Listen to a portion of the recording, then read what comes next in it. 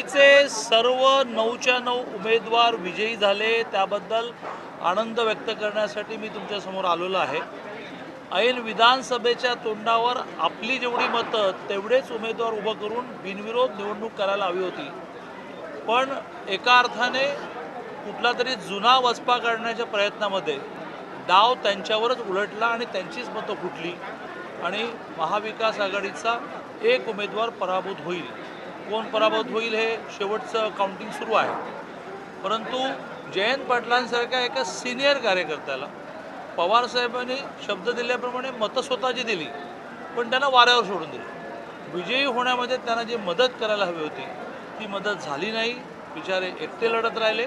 विधान परिषदेतले माझे ते खूप चांगले सहकारी आहेत, पण अजूनही कोण पडणार याचा निकाल बहुतेक लागायचा आहे. परंतु दिसतंय असं की पवारसाहेबांची मतं सोडली तर जयंत पाटलांना पवारसाहेबांनी आपला उमेदवार, आपण पुरस्कृत केलेला उमेदवार म्हणून जी मतं मिळवून द्यायला हवी होती ती मिळवून ते देऊ शकले नाही.